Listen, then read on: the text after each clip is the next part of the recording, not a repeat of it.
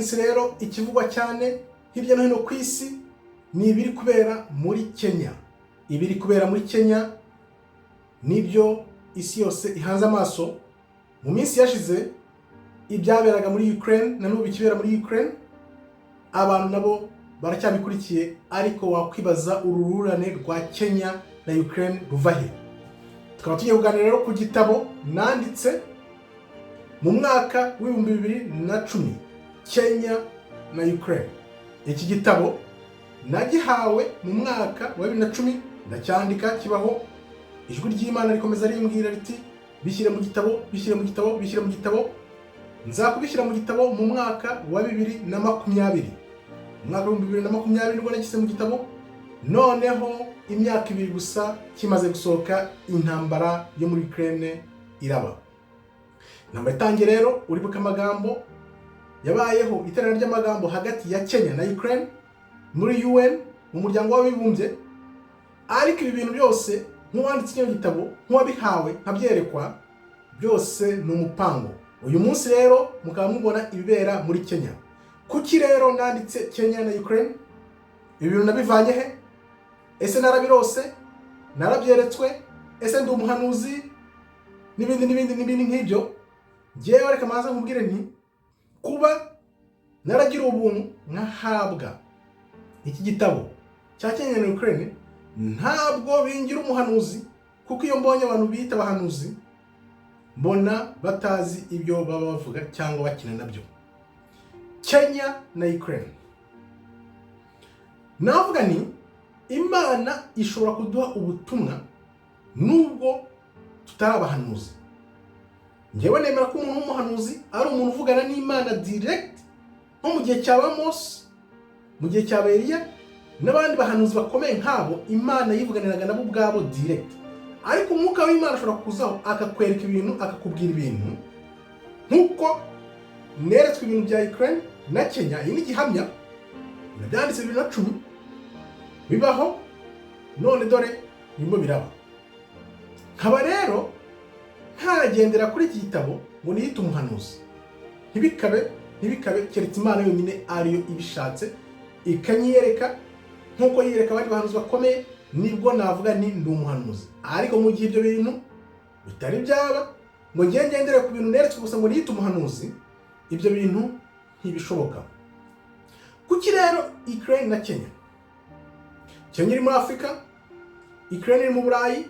Ibiri kuhaba n'ibyahabereye muri za Ukraine n'ubu bikiba byose murabibona. Byose bikaba bigamije umugambi mugari wa Satani wo kwigarurira isi. Ibyo bintu rero abayoboye isi ni ibibazo bagenda batera hirya no hino kugira ngo barangaze abantu, noneho babone uko bafata bunyago, babayobore, babaganisha mu nzira za Satani. Wasoma uko ibyo muri Kenya byagenze, uko byatangiye, ibyo muri Ukraine uko byatangiye, uko byagenze. Noneho Kenya na Ukraine uyu munsi akaba ari byo biri gukoreshwa kugira ngo umugambi wa Satani usunikwe. Kenya rero urabona ko abaturage bari kubyitambika mu nzira.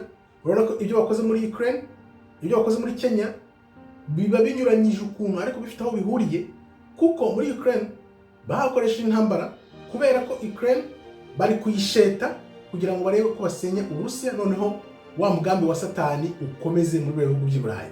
Muri Afurika rero Kenya niyo bagize igitambo kugira ngo noneho abaturage niba byiyopoza biriya bintu byose babikora ku mipango.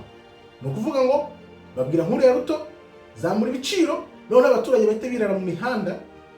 Umugambi wabo wa Satani wo gukuraho ubutegetsi bahite bukuraho ubusimbuza ubundi bashaka. Nuko bakora rero, abantu benshi batari babisobanukirwa, batuma abaturage ubwabo ari bo bisabira ikurwaho ry'umuyobozi wabo. Ku bantu batabyumva rero, benshi babona ko Ruto ari we kibazo, ahubwo burya ikibazo ni umuntu uri inyuma uvuga gahunda bagomba gukurikiza, noneho bigatera abaturage hejuru. Nuko nkuko bakora ahantu hose, abantu bibwira ngo bafite umudendezo, ngo bafite ibintu bikomeye umuntu atabona anyura kubera ko bidanangiye. Ibyo byose ni ukwibeshya, kuko bafite imibare yo mu rwego rwo hejuru. Benshi bari kubona ko Ruto ari we kibazo, ariko ikibazo buriya bakongeje akantu gato, abaturage batajya mu muhanda bagahita babyisabira. Wabonye ibyabaye 2019 abantu barabyisabiraga nuko bakora nta kundi. Kenya na Ukraine rero ibyanditswe imyaka n'imyaka urabona ko biri gusora, ariko nanone nsubire mu mvuge nti ntago byanyita umuhanuzi, kubera ko abahanuzi Imana yakoreshaga nuko yabakoreshaga umuntu wasomye Bibiliya neza akava ku itangiro kugeza ku byahishuwe, umva neza ko umuhanuzi atari umuntu ubonetse uwo ari we wese. Benshi rero bita abahanuzi bazatangara, kuko ahubwo bazasanga barahanuye ibinyoma, noneho abahanuzi nyabahanuzi bazi. Icyo gihe ntawe cyari cyagera, ariko Imana yavuze ko mu minsi ya nyuma izongera gutanga ijambo ryayo, igashyira umwuka wayo ku bantu bayo, bagahanura, bakerekwa, bakagira inzozi.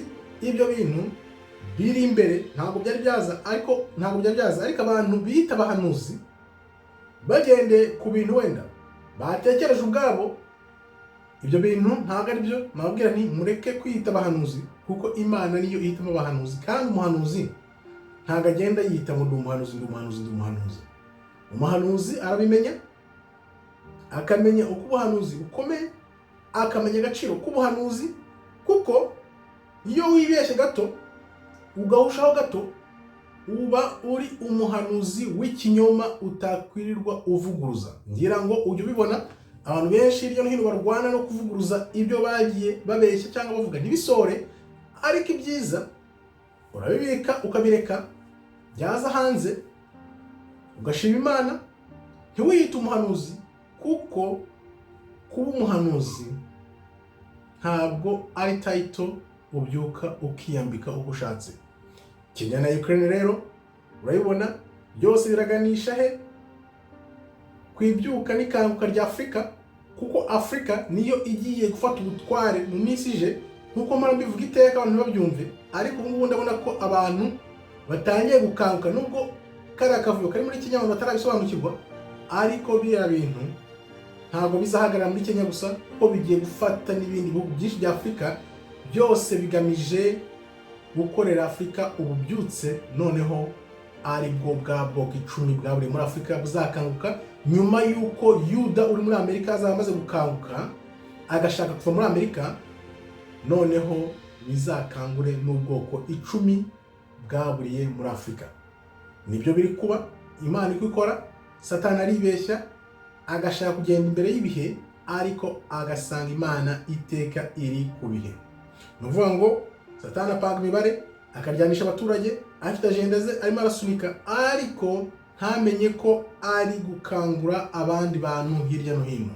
Uko bigiye kugenda rero ni ukuvuga ngo muri Afurika buriya bubyutse bugiye kuba, abanyafurika bose bamenye ibijya mbere, bamenye ukuri, noneho ukuri kuba bature bihite bihurirana n'ibyo muri Amerika. Wibuke muri Ezekiel Imana iravuga ngo ubwoko bwanjye nzabutahura, nzafata za nkoni ebyiri zabuze Yuda n'ubwoko 10 bwaburiye muri Afurika, noneho baze hamwe bakore inkoni imwe mu kuboko kw'Imana. Nibyo bintu bigiye kuba abantu benshi batabwirwa, batazi. Yuda n'ubwoko 10 bwaburiye muri Afurika bose bazaza hamwe bongere bakore Israel imwe, nkuko byamye kera na kare. Abantu benshi ntabwo banazi ko Israel yacitsemo ibice bibiri. Umwami Salomo amaze gutanga, Israel yacitsemo kabiri, ubwoko 10 buguma ruguru n'ubundi bubiri buguma hasi, Yuda na Benjamin. Noneho abantuza abashuri baza gutwara bwa bwoko 10 babujyana mu nyago muri Ashuri. Hashize imyaka 135 Yuda nawe aza kujyanwa mu nyago i Babuloni, bamara imyaka 70. Urabyibuka? Ariko Daniel yaboneye bwa buhanuzi yanditse mu gitabo cya Daniel. Noneho ariko nyuma baza gusubizwa iwabo, urabyibuka, kugira ngo bubake urusengero rwa kabiri bakoreshejwe n'umwami Cyrus w'Abaperisi. Nyuma rero muri 70 baza gusenya, babashyira hasi basenywa n'Abaroma, bakwira imishwaro, bakwirukira hose hirya no hino. Ariko baje muri Afurika, noneho baza kujyanwa muri Amerika, ariko nyuma abandi bajya he? Baguma muri Afurika aho batataniye. Noneho Imana muri minsi ya nyuma akaba aribwo izabakura mu mpande enye z'isi, nk'aho yabatatanyije ibagarure mu gihugu cyabo cy'isezerano. Niko bigiye kugenda rero. Ibi bintu bikaba bigaragazwa n'ibi bintu biri kuba hirya no hino.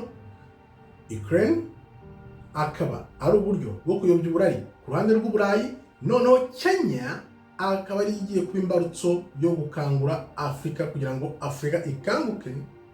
Noneho Yuda nashaka gusohoka muri Amerika, Abanyafurika nabo bazaba baramaze gukanguka, aribwo bazatahukanwa mu gihugu cyabo cy'isezerano. Ngayo nguko rero binza komeza mbabwira uko bimeze, noneho naho bigana, kuko byanze bikunze ubuhanuzi bw'Imana bugomba gusoza, kuko nta jambo ry'Imana na rimwe rijya ripfa ubusa ivuga ngo ntirisoze. Murakoze rero, Imana ikomeze ibarinde. Shalom, shalom, shalom.